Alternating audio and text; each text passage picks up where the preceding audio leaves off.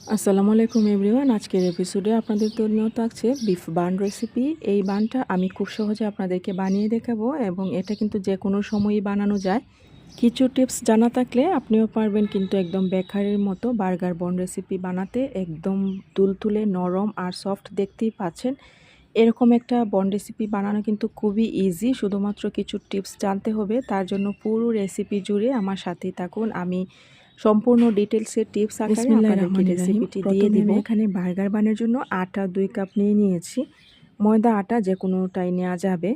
তারপর আমি এখানে চিনি দিয়ে দিব 2 চামচ।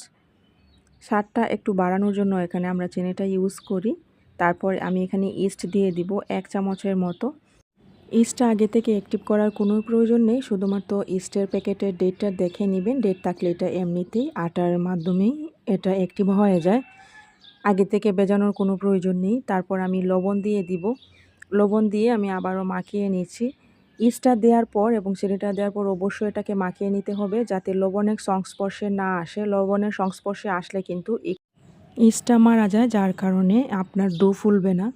তারপর কুসুম গরম দুধ একটু একটু করে দিয়ে আমি সম্পূর্ণ ডোটাকে মাখিয়ে নিব। এখানে আমি গরুর দুধ নিয়েছি। আপনারা চাইলে কিন্তু গরম পানিও নিতে পারবেন অথবা পাউডারের দুধ গুলিয়েও কিন্তু এই কাজটা করতে পারবেন। দুধটা দিলে বার্গার বানের টেস্টটাই অন্যরকম হয়ে যায়।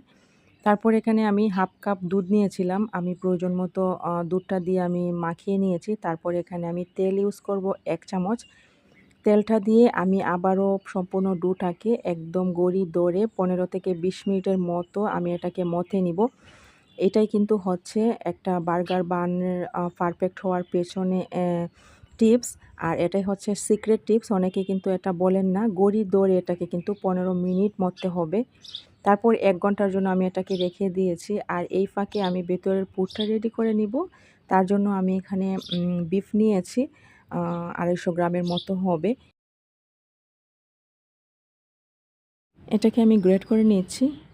পরবর্তীতে আমি প্যানে সামান্য তেল দিয়ে দিব এবং এখানে আমি পেঁয়াজ দিব। তেলটা হালকা গরম হলে পেঁয়াজ দিব। আমি এখানে 1 কাপের মতো পেঁয়াজ কুচি দিয়ে দিব। মাংস যতটুকু হবে পেঁয়াজটা কিন্তু ততটুকুই দিতে হবে, পারলে একটু বেশি দিবেন। আর এই পুরটাতে পেঁয়াজের পরিমাণ যতটা বেশি হবে খেতে কিন্তু ততটাই টেস্ট লাগবে। আর এখানে আমি আজকে যে পুরটা রেডি করে দেখাবো এটা দিয়ে কিন্তু বার্গার বান, তারপর পেটিস, পিৎজা, হটডগ বিভিন্ন ধরনের স্ন্যাক্সে কিন্তু এই পুরটা ব্যবহার করা যাবে। আর খেতে কিন্তু এটা ভীষণ মজাদার। আমি যে মশলাগুলো এখানে ব্যবহার করছি আমি কিন্তু স্ক্রিনে লেখা দিয়ে দিয়েছি, আপনারা দেখে নেবেন এবং এগুলোই সমপরিমাণ আপনারা ব্যবহার করবেন। তাহলে কিন্তু আপনাদের পুরটা একদম পারফেক্ট হবে। আর এটা এত পরিমাণ টেস্টি, এটা একবার খেলে কিন্তু বারবার বানাতে ইচ্ছে হবে। আর এটা কিন্তু মুরগির মাংস দিয়েও বানানো যাবে। আমি এটাকে একদম লো হিটে আধা ঘন্টার মতো রান্না করব। আমার এটা হতে থাকুক। পরবর্তী স্টেপে আমি চলে যাই। আমি যে ডোটা বানিয়ে রেখেছিলাম দেখুন এটা কি সুন্দর দ্বিগুণ হয়ে গিয়েছে ফুলে। এটা আমি যেহেতু ঠান্ডার দিন ছিল, মানে বৃষ্টি ছিল ওই দিন, তার জন্য আমি চুলা জ্বালিয়ে চুলার পাশে ওইটা রেখে দিয়েছিলাম। আর বৃষ্টি না থাকলে এমনিতেই কিন্তু এটা অ্যাক্টিভ হয়ে যায়, একদম ফুলে দ্বিগুণ হয়ে যায়। যেহেতু ওয়েদার একটু ঠান্ডা ছিল তার জন্য আমি চুলার পাশে রেখেছিলাম আর কি। তারপর এটাকে আমি আবারও একটু মথে নিয়েছি 2 মিনিটের মতো। এটাকে আমি ভাগ করে নিব। যতটা বার্গার বান আমি বানাবো তত অংশে এটাকে আমি ভাগ করে নিব সমান অংশে। তারপর এটাকে আমি এরকম একটা শেপ দিয়ে একদম রাউন্ড করে নিচ্ছি সবগুলোকেই।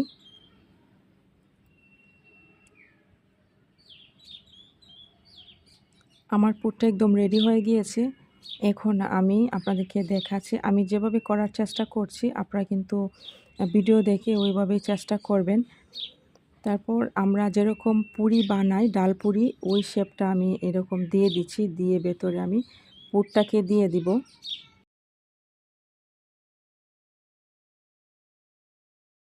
এ পর্যন্ত যারা আমার সাথে ছিলেন কষ্ট করে প্লিজ একটা লাইক দিয়ে দিবেন এখনই যদি ভুলে যান। এবং আমার রেসিপি পেতে ভালো লাগলে অবশ্যই আমার চ্যানেলটাকে সাবস্ক্রাইব করে পাশে থাকা বেল বাটনটি প্রেস করতে ভুলবেন না। আপনারা কিন্তু আমাকে কমেন্ট বক্সে জানাতে পারেন আপনাদের যদি কিছু জানতে চাওয়ার থাকে, তাহলে আমি কিন্তু উত্তর দিয়ে দিব। আপনাদের কমেন্টগুলোর উত্তর দিতে কিন্তু আমার ভীষণ ভালো লাগে। আমি এই শেপেই সম্পূর্ণ বার্গার বনগুলো আমি রেডি করে নিয়েছি। আমি আবারও আরেকটা দেখিয়ে দিচ্ছি। এভাবে করে আমি সম্পূর্ণ বিফ বানগুলোকে রেডি করে নিব।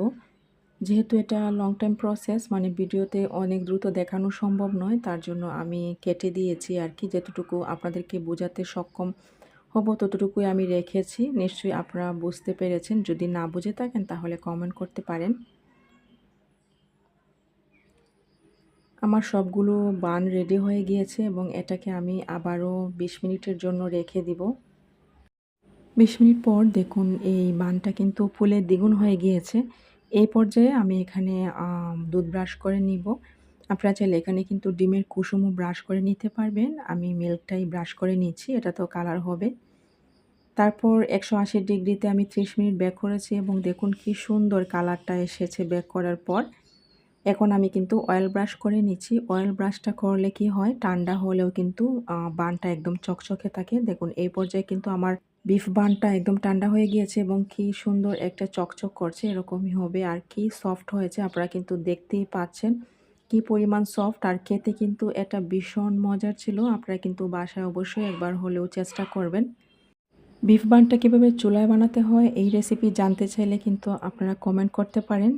কমেন্ট করলে আমি কিন্তু আপনাদেরকে দেখিয়ে দিতে পারি যদি জানতে চান। আজকে এ পর্যন্তই রাখবো। আগামী রেসিপি দেখার জন্য সবাইকে আমন্ত্রণ জানাচ্ছি। আসসালামু আলাইকুম।